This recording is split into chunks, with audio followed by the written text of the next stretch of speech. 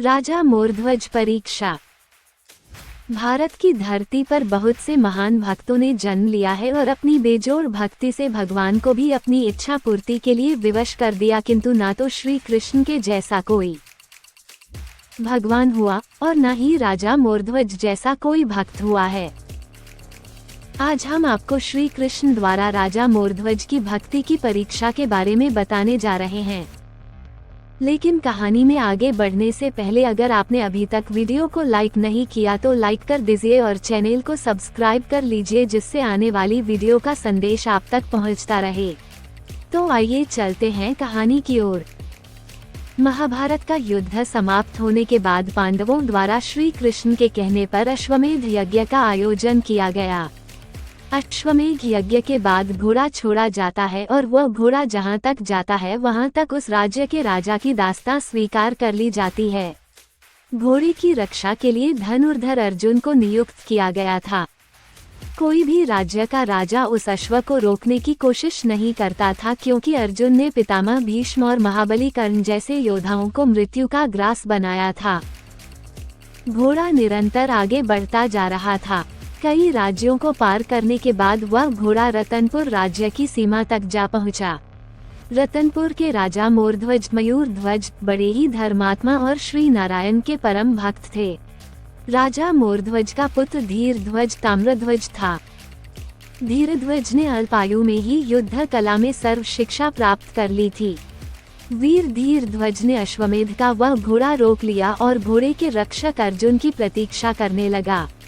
सेना सहित धनुर्धर अर्जुन वहां पहुंचे और उस वीर बालक से कहा, हे बालक, तुमने जिस घोड़े को रोका है वो चक्रवर्ती सम्राट युधिष्ठिर के अश्वमेध यज्ञ का घोड़ा है, जिसकी सुरक्षा में मैं स्वयं खड़ा हूँ।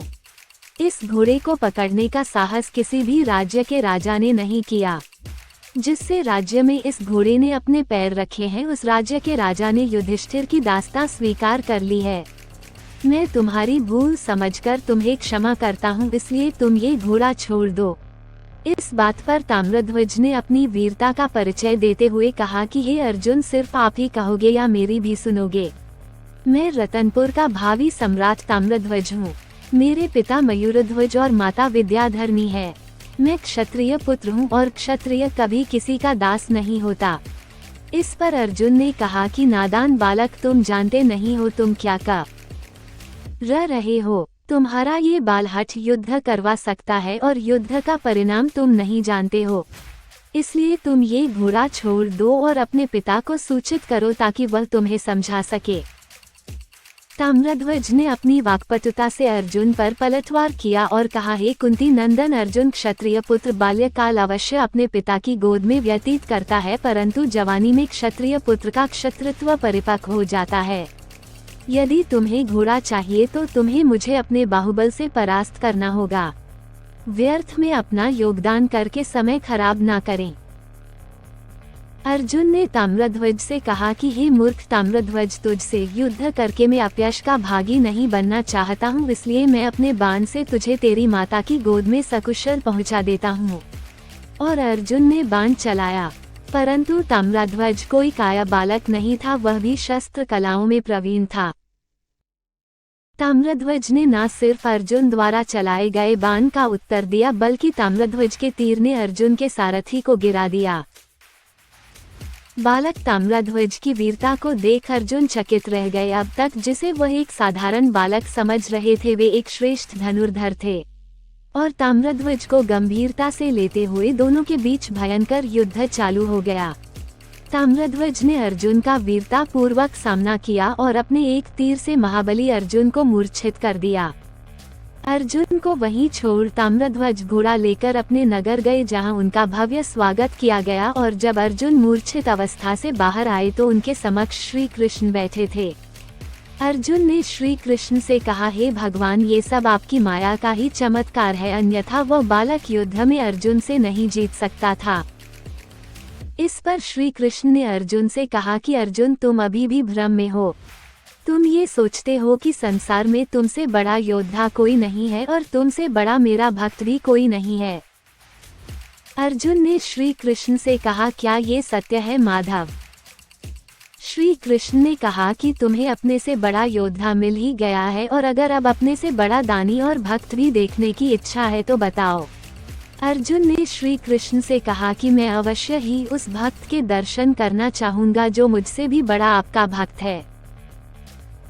तब भगवान श्री कृष्ण और अर्जुन ब्राह्मण का वेश धारण कर तथा यमराज एक सिंह के भेष में रतनपुर राज्य की ओर प्रस्थान किया, जहां राजा मयूर ध्वज का राज दरबार लगा था।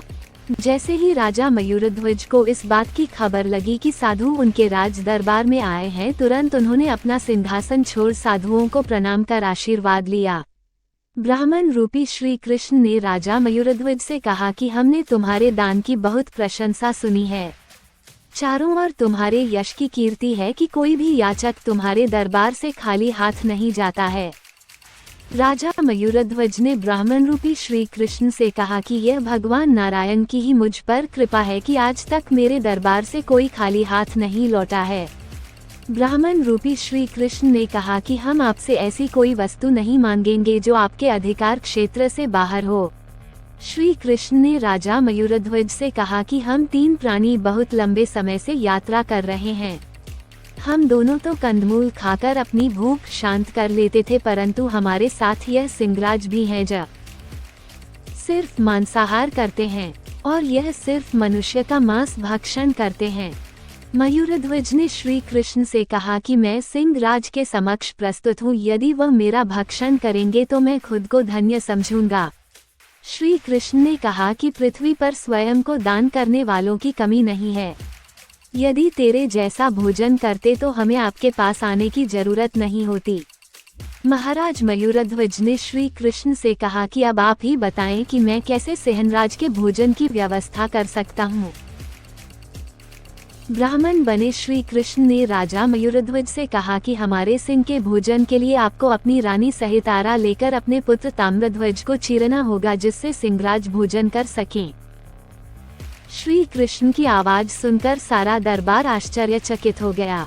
स्वयं अर्जुन श्री कृष्ण के इस तरह की बात से डर गए।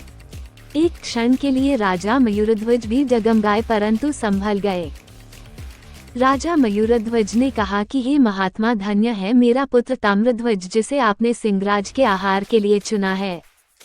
श्री कृष्ण ने राजा मयूरध्वज से कहा कि पुत्र को चाहते समय यदि माता पिता की आंखों में आंसू आए तो सिंहराज भोजन स्वीकार नहीं करेंगे। राजा मयूरध्वज ने अपने पुत्र और पत्नी को भी राजी कर लिया। अर्जुन राजा के इस प्रकार समर्पण और वचनबद्ध बातों को देखकर आश्चर्यचकित रह गया। इसके बाद राजा ने आरा उठाया और अपने इकलौते पुत्र के सिर पर रखकर परमपिता परमात्मा का स्मरण करते हुए अपने पुत्र को चीर दिया। अर्जुन चौंककर मूर्छित हो गए। आरे से निरंतर उनके शरीर के 2 भाग किए जा रहे थे। इस तरह ताम्रध्वज का शरीर 2 भागों में बंट गया। राजा मयूरध्वज ने ब्राह्मण से कहा कि महात्मा अपने सिंह को भोजन करवाए। सिंहराज ने आगे बढ़कर ताम्रध्वज का दाया भाग खा लिया।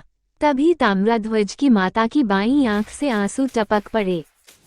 श्री कृष्ण ने महारानी से पूछा कि यह आंसू किस लिए। तब रानी ने कहा कि महापितृ भक्त ताम्रध्वज के दाहिने अंग को तो आपने स्वीकार कर लिया, परंतु वाम अंग को छोड़ दिया, इसी कारण मेरी बाईं ओर से आंसू निकल पड़े।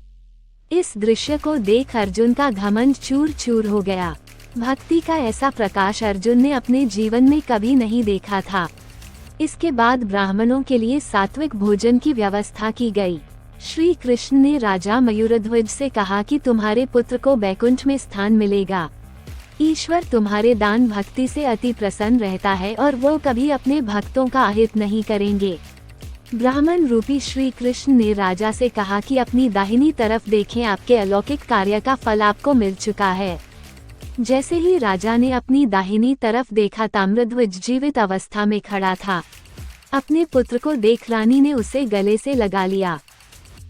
राजा मयूरध्वज ने ब्राह्मण से कहा कि आप कौन हैं और किस कारण आपने मेरी इतनी कठिन परीक्षा ली।